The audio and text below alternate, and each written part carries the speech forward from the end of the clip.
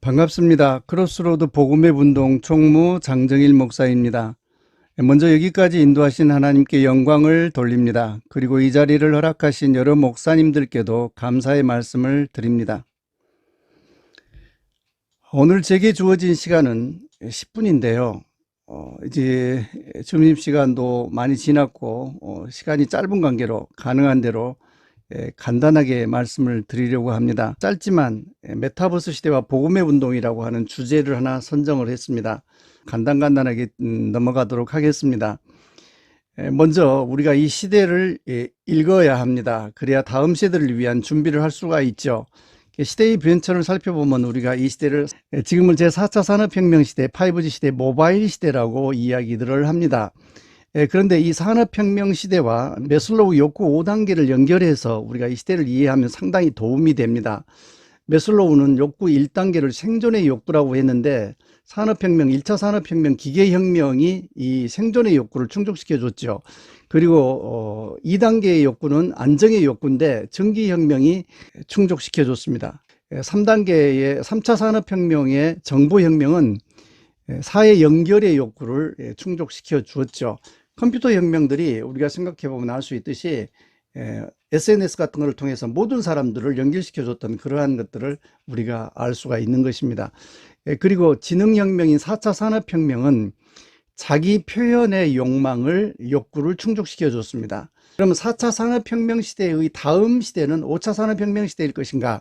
5차 산업혁명 시대가 미처 나오기 전에 메타버스 시대라고 하는 말이 등장을 했습니다. 메타버스란 초월 가공 너머를 뜻하는 메타라고 하는 단어와 현실 세계를 나타내는 유니버스의 합성어로서 현실과 융합된 3차원 가상 세계를 뜻합니다.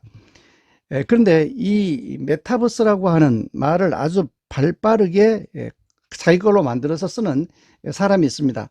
우리가 잘 아는 그 페이스북 창업자 겸 CEO 마크 저커버그인데요.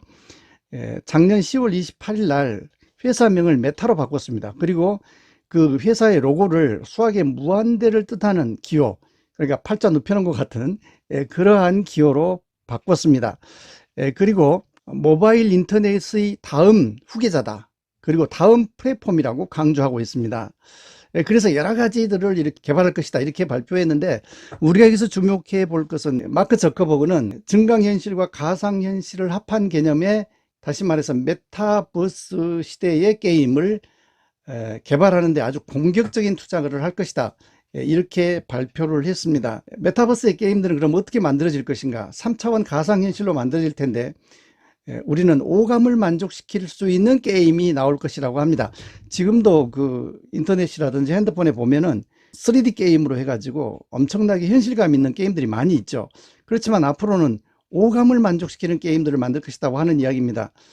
그래서 가상의 공간에서 오감을 만족시키는 게임 상상을 해 보십시오. 그렇다면 그 가상의 공간에서 자아를 얼마든지 실현시킬 수 있지 않겠습니까? 다시 말해서 우리가 매슬로우 욕구 5단계가 자아 실현의 욕구인데 메타버스 시대에 매슬로우 욕구 5단계를 실현시킬 수 있는 그러한 시대가 되지 않을까 이런 것들을 예상을 해봅니다. 우리나라의 브레스라고 하는 게임도 약 700억 원을 투자를 했다 그럽니다. 그런데 메타가 3D 가상현실 게임을 개발하는데 엄청나게 돈을 투자하겠다 그러는데 과연 그 투자액 그거는 얼마나 될까요?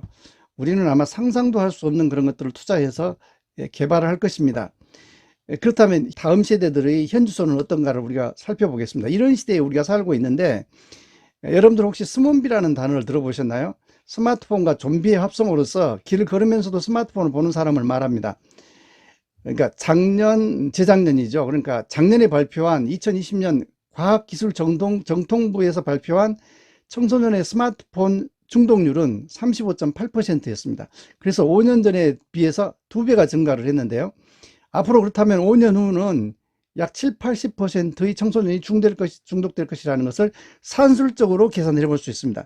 그렇지만 실제로는 이게 메타버스의 게임들이 나오면 5년이 아니라 2년이 될지 3년이 될지 모릅니다. 그럼 대부분의 청소년이 중독된다 하는 것들을 우리가 예견할 수가 있는 것이죠. 세계보건기구는 2020년 5월 28일에 스마트폰 중독을 질병으로 분류를 했습니다. 그리고 미국과 독일은 벌써 디지털 헬스케어가 시작이 되었죠.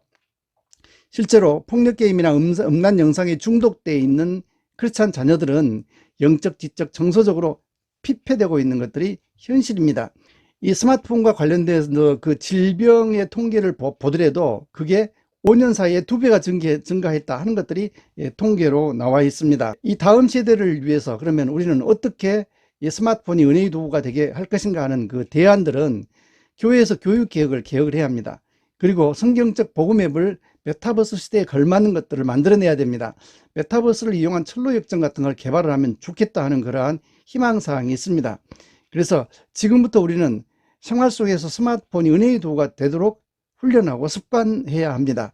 그래서 크로스로드 복음앱 운동에서 만든 복음앱 플랫폼 감 바구니를 여러분들이 공유하면 아주 좋겠습니다. 이제 시간이 10분이 다 다니까 저희가 만든 영상을 보시겠습니다. 이 시대를 여러 가지 말로 표현하고 있지만 한마디로 표현한다면 스마트폰 시대입니다.